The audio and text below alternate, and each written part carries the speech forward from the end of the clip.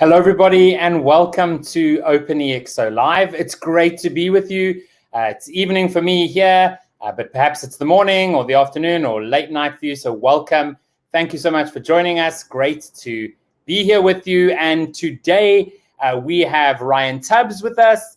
And as you can see on the screen there, we have some amazing folks coming up in the next 8 weeks. And so Ryan is joining us, I think, from Raleigh, North Carolina, and he has just, not just, but during the pandemic, started a new company, and so we're going to be speaking about that, about his journey into building an EXO.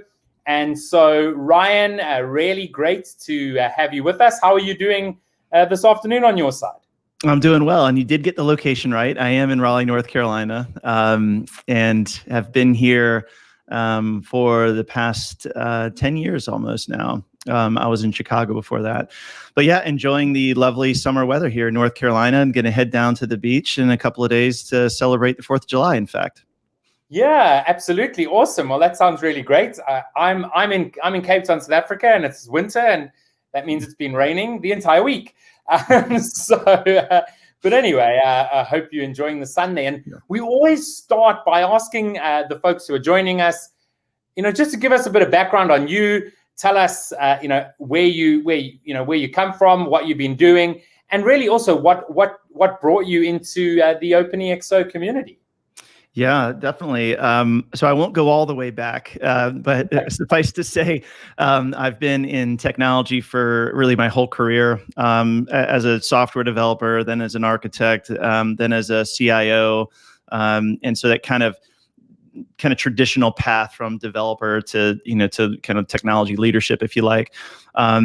Now, what was interesting is I had the great privilege during my time at Microsoft, I was 13 years at Microsoft, to take on a role as a chief transformation officer.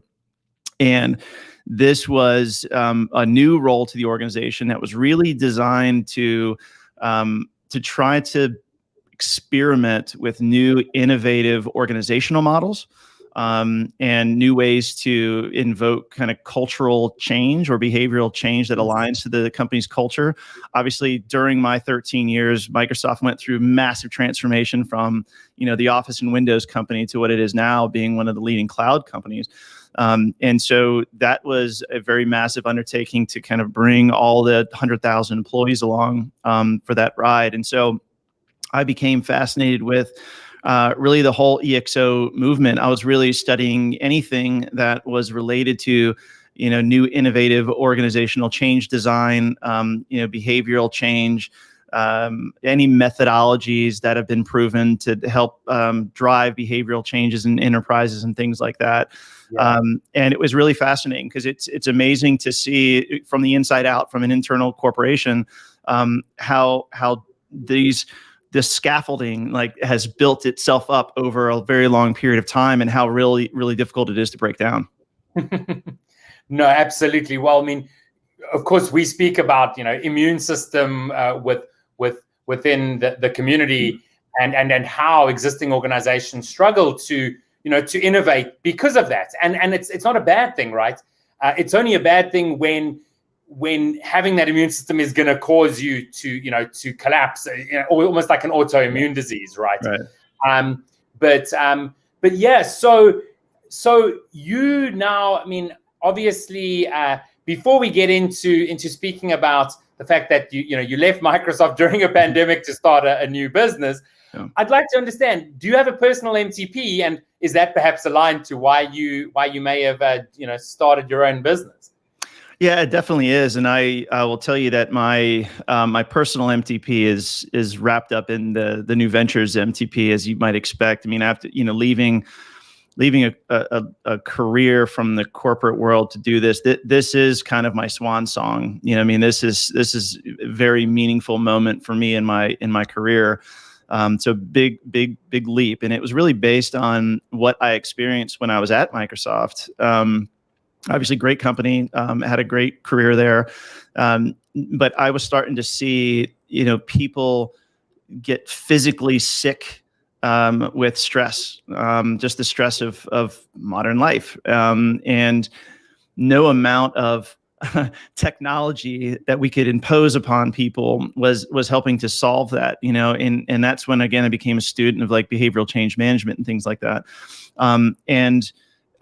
My co-founder and I, we were both at Microsoft at the time. We did a whole bunch of research to try to figure out, why were people dropping like flies? Why was stress so high? This kind of chronic and rampant burnout that we were starting to see, and what we can do to prevent it. And just in summary, and maybe I'll get into some more of the details, later on in conversation, but in summary, we found that, most people are just not properly armed with the skills to be always on, to be, live in an unstructured and ambiguous work-life environment, to have work and life intertwined at all times. And those are skills that people don't teach. Corporate learning doesn't teach it. A higher level education doesn't teach it. Even just learning platforms, the e-learning platforms, these are things that aren't taught. So our MTP, which again is the same as my personal MTP, is really to arm 1 billion people with the necessary soft skills to excel in a digital era.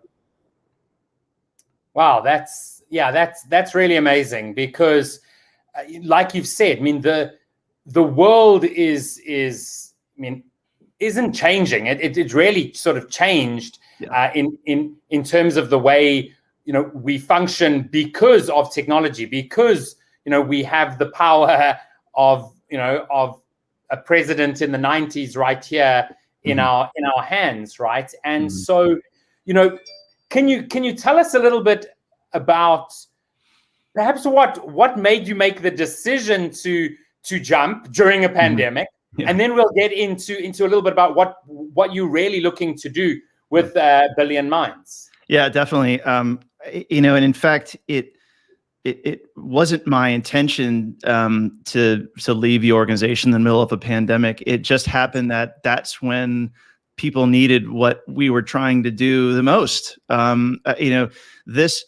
This path to chronic stress and rampant burnout existed well before the pandemic. That's been happening for the last 20 years. And that's mostly, again, aligned to the trajectory of exponential technologies. And so, but when the pandemic hit, it just poured gasoline on the problem. And so for me, the decision was like, look, if I'm going to do this, now's the time to do it, because now's the time where, it used to be that people opted into this lifestyle, call it like a work from anywhere lifestyle or a digital nomad type. So it was a very small portion of people. Then it just ended up being every person, on the planet was forced into this type of work modality. And so many of them, almost all of them, were woefully underprepared for it. And so for me, that was the decision during the pandemic. Obviously, it's very difficult economically to start a business and raise capital and do things like that during a pandemic. But if we can't help now, then we're missing a huge opportunity to influence a lot of people, because that now is when the need is the most palpable. Absolutely. And so perhaps you can share a little bit about exactly what you're looking to do and how you're looking to get there. And if ultimately after that, I do want to get into some of the EXO attributes and looking at that as well. But perhaps you can Sure. look at weaving those in as we as we chat here. And just a reminder to those who are watching, if anything here sparks your a question, you can always ask that, no matter what platform that you are watching this on. So Ryan, over to you. Yeah, I think there's first off, the punchline here is that there's no way that we could do what we're doing if we weren't built like an EXO. So I will circle back to that when we hit the attributes, because we are going big. Our MTP is wrapped up in the naming convention of our company. If we're unable to reach 1 billion people, then we failed. We failed in our mission. We failed in our achieving our MTP, our aspirations. And so just to give you a little bit of the journey of how this thing was formed, it started with some research that my co-founder and I did when we were just trying to figure out what was happening and what was the root cause of this other pandemic, as we talk about this chronic stress and burnout phase that we're in. And what we found is that we did 300 interviews as the basis for our research, and we were able to classify the people that we talked to in basically two different broad categories. The first is people that were struggling, which was 99% of those people, and then the 1% of people that were thriving. And so we directed our follow-on research into how are these people thriving. Yeah. And what we found is that there was basically three characteristics that they all had in common. And it was that they were organized and had some, they used technology to help them and to be more organized is a big part of it. They subscribed to one or more methodologies. So they had an approach, a repeatable way that they attack their day, if you like. And that maybe that they subscribe to an existing methodology, like getting things done, or a 4-hour work week, or something like that. Or they've rolled their own, right? They've figured themselves out. They've had their own kind of personal journey to figure out their own approach. And then I think what the major key is, the third one, is that they have a deep relationship and priority associated to their own well-being.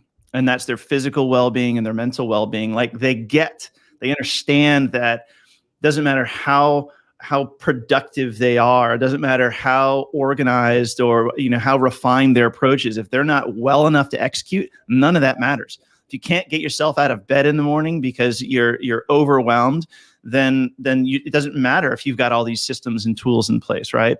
And so we built the company, all of our educational materials, and then indeed our software platform around the basis of finding the equilibrium of those three things. We call it the personal effectiveness equilibrium.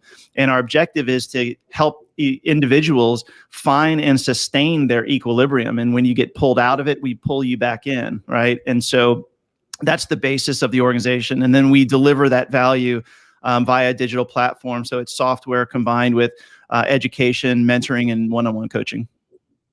Okay. I mean, that's really great. And so, obviously, in order to reach 1 billion minds, you need to pretty much cover at least 3 continents, right? Because well, you could cover one in Asia, right? Let's actually get this correct. But if you're going to be starting with the English-speaking world, which is likely the case, yep. It's 3 continents at least, right? Yeah. So as you said earlier, there's no way that you can do that thinking linearly.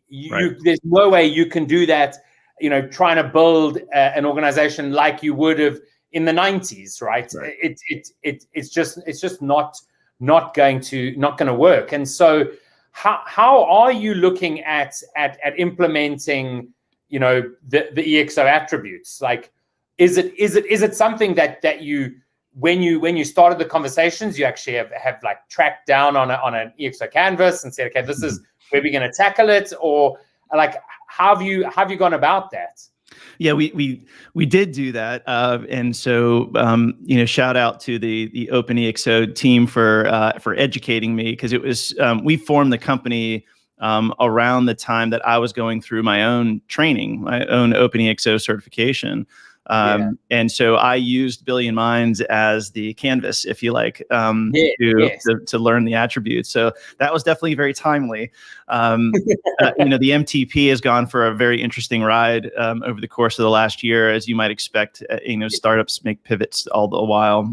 It's very common, but I think our overall or underlying objectives haven't really changed, and that's to have this kind of massive scale effect on human population.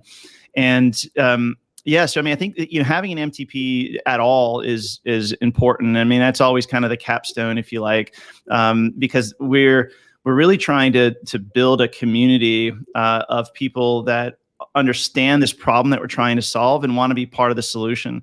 Because in the end, and as one of our users so eloquently put it, you can't solve a deeply human problem without humans. And that was one of the very interesting things that revealed to us, like, we were going to solve this with just software, but that's not very human. So how do we achieve this thing? And so I think that one of the key attributes of our now business model that's really based on leveraged assets is one of the key components or key attributes of an EXO, because in order to scale the human side of it, you can't replace humans, right? So how do you tap into the abundance of humans that exist in the world? And actually, what we're doing is we're tapping into the abundance of people that have solved it, that do have their equilibrium state and want to help other people get theirs. It's amazing how many people really do desire to help other people. They just don't know how, right? Or they don't have the vehicle, they don't have the platform, or they don't have the time, right? But fundamentally, there's a lot of people that like to help people. How can we tap into that? And so one of the ways that we're scaling the human dimension of our platform is by tapping into the abundance of life coaches. And this is this massive self-improvement market that's getting even bigger. We can help those life coaches scale themselves so they can reach more people. And when I say life coaches, think about the subcategories too. It could be wellness coaches, mental fitness coaches, things like that. So kind of a broad, diverse category. But people that help other people be more effective in their daily lives, would help them define their objectives and the outcomes to achieve those objectives. We can deliver the wisdom that's up in their brains, and it could be anywhere in the world, to somebody on the other side of the world via our digital platform. And so they don't work for BillionMinds, right? So that's not part of the model. That's an asset that we're leveraging. We're tapping into that abundance. So that's a key attribute. That's one of the key attributes. Absolutely. And so, so if there were, life coaches watching, I mean, like that are saying, this sounds like a tool that can be part of my toolkit, right? That I'm currently using. What should they do? Should they just head over to your website, which is scrolling down here, and actually like sign up, or like how could they participate? Well, it's definitely a good first step. I'd mentioned to you before that we've undergone a number of pivots. We had thought originally that software and software alone was going to be the core of the solution, and now we know that it's not. So this pivot that we've made to a more a broader kind of user experience, more programmatic experience that involves humans, is fairly recent. So we're still building out how we're going to work with those coaches. We had 11 coaches that we're testing this with now. But certainly as a first step, go to BillionMinds.com. Go to sign up. There's just one sign up thing that you can do, and it's just an email address. And what we're going to do is this goes into our community. Nice, not a terrible segue, Kevin, into another attribute. Is that we don't presuppose what our Billion Minders mean to us. There's people that have signed up to be part of this mission. And so we start the dialogue. The place to start the dialogue is on the website. Let's just start a conversation. We don't know if you're going to be a coach, if you're going to be a user, if you're going to be a beta tester, if you're going to be a investor, if you're going to be an advisor, if you're going to be an affiliate partner. We don't need to presuppose that. What we're trying to do is build a community around this mission, and then we tap into that community for various reasons. And you might be two of those 5 things I just mentioned. You might be one of them. You might be all of them, right? And so that's why we've kept it fairly generic, like sign up to be part of this mission. Don't just sign up to be a user, or don't just sign up to be a coach. We think that people in our community are going to fulfill multiple roles in this mission.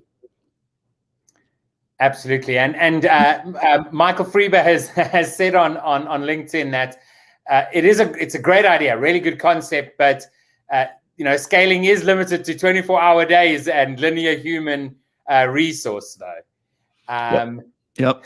Well, no, it's true, and so that's why we've broken down the experience into it's a multimodal experience, let's say, and into different facets. And so, for example, we can use technology, specifically the software, to help users go through particular activities, like a 5 whys exercise, if you like, to try to better refine the outcomes that you're trying to drive. Very insightful. You don't necessarily need a human to guide you through that. That's a place that technology can really be advantageous. Now, on the flip side of that, so that's a pure technology kind of side. On the other end of the spectrum, where it's deeply human, that's like the accountability side, right? That's having a human that is challenging you, that's keeping you accountable, that's bringing up your board and saying, hey, there's a lot of activities going on here that are not aligned to the objectives that you said were important. And so it's a reinforcement, it's a reminder, it's an accountability side of it. You don't need that all day, every day. You might need that once a month. You might need that once a quarter. It's going to be very personal. But if you had to have that all day, every day, well, that does change the economics of this, doesn't it? Because then it is that linear thing, like you mentioned. But then there's all the stuff in between. How can we extract some wisdom from these coaches, from really anybody that has advice to provide, in meaningful bite-sized bits of education? That's video content, that's written content. The most important thing is it's served up in your daily workflow. So you don't have to go to Medium to, surf through millions of articles. You don't have to read every single productivity or personal effectiveness self-improvement book, but rather you can consume a 1 minute long piece of content that actually gives you the guidance that you needed to achieve this milestone for this particular day. And so that's where it's really that confluence of technology and humans, right? It wasn't written by AI, it was written by a human, or it was a video that's an actual human. But you can serve those things up more regularly, and those are types of things that can scale. Absolutely. And now, one thing we were speaking about before, and you've sort of mentioned it here too, is the fact that you've experimented and you've seen things, and that's made changes. So obviously, leveraging that experimentation, how and I can't think of the word. How deliberate are you in thinking about experiments, right? And making sure you are experimenting and then seeing the outcomes and then making decisions based on that. Well, I would say that my full-time job is experimenting. It's all an experiment, right? And I don't think you were specifically tossing that one up for me, but I truly do believe that. I mean, I think that's where it's all going. I think that's where corporate R&D is going. So if you're not constantly testing your assumptions and validating your assumptions, you're going to end up building something that nobody wants or needs. And so. Yeah, I mean that's a daily, that's built into our DNA as an organization. Is I mentioned before the community. The importance of building the community is not just building your customer base or your advisor base or your partner base, but building a group of people that you can continuously interact with, and continuously keeps you honest and continuously helps you refine your value proposition based on giving you that raw, candid feedback. And running a series of experiments and using those people as those that can experiment for you on your behalf or with you. And so, the whole game is experimentation. We haven't stopped. We never will stop. That's the most important attribute, really, of any startup, in my opinion. And it's something that we make a daily routine. No, absolutely. And I can also see how you've said that this really comes down to being like a human business, mm-hmm. but that software product actually becomes that interface. That's right. That allows the augmentation of those humans. That's right. And so so definitely tapping into all those EXO attributes. One thing I was just interested to know about is where you are placing the importance of sort of like call it personality tests or understanding of oneself. That there's numerous different ones, whether it's Enneagram through to Strength Finder to to many others that are out there. What are your thoughts on that? Just from a personal point of view, it'd be really interesting to know. Yeah, and The short answer is there's a lot that we're going to continue to figure out about that. One of the challenges that we're trying to solve is that a lot of that great stuff, whether it's methodologies, whether it's wisdom that's manifest in just books alone, or it are things like these self-actualization tests and stuff like that, they're not very well democratized yet, right? That's like if some people, maybe like 1% of people, have the wherewithal to go find these things and use them. Most people do not. And then some companies might prescribe them for their employees, and that's how they get access to that. Mm-hmm. But your everyday, person, everyday user that doesn't exist in those settings or doesn't have those characteristics doesn't have access to that wisdom. Why is that? And it's because it's not being served up to them in their kind of daily routine. There's no system, there's no technology that they're using currently every day that knows enough about them to serve that up to them, right?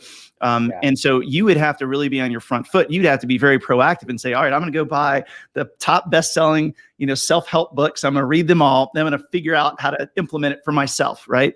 Most people can't do that. Most people don't have the time to do that. And so we think very much of part of our value proposition is democratizing some of those things. Now, what that means is we have, and another aspect of our research is we've reviewed all those things. We've looked at almost every methodology we could find that is in terms of productivity, things like that. We've read all those books. We've basically extracted the things that we think a everyday daily user could benefit from. And we're materializing those and serving them up, via the platform. And so it is, in a way, just extracting some of the raw materials of the goodness out of a lot of those different methodologies, but making them more meaningful and practical. So the one thing that I certainly learned being a change management, practitioner, is that just going out and reading something doesn't do anything. That doesn't change your behavior. It's how you implement it. And so I think that's part of the challenge, is that so much of this wisdom is manifest in short form content or long form content, but not manifest in like your daily workflow. And we believe that when we can serve these things up, whether they're served up without you even knowing, I'm not saying that thou shalt learn Kanban, but you're actually using it. I'm not saying that you need to, use the 5 whys technique, but you're actually using it by using this software. So instead of teaching them a new approach or a new methodology, or a new test, right, of self-actualization, bring it to them. Instead of them having to learn something, you learn something about them, so that you can prescribe, if you like, the right technique that's going to be right for them in the moment. Absolutely. Well, Ryan, I think we could talk for quite a while here. And, we try and keep these, we've already shot over the time, but, what you're speaking about here, I know that there's a lot of community members pretty interested in this. We actually have a group of community members working on an initiative called Exponential Individual, and meets actually once a week and look at like what does the individual look like in the future, and also looking at some of the things you've looked at. So there may be some synergies there. I definitely think so. It sounds like it. Yeah, I'm glad to see that's happening. I'd love to be a part of it. No, absolutely. And so really great chatting to you.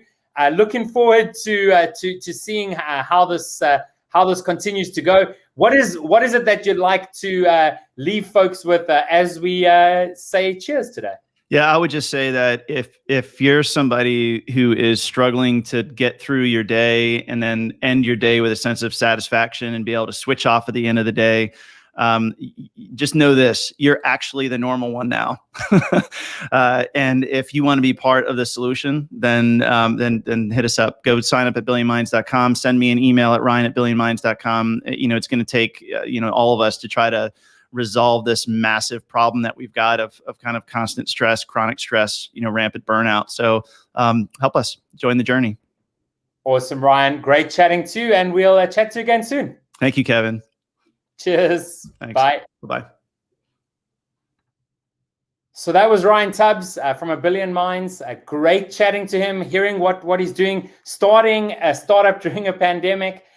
Really, really amazing. So thanks everybody for joining us this week. We'll see you again next week.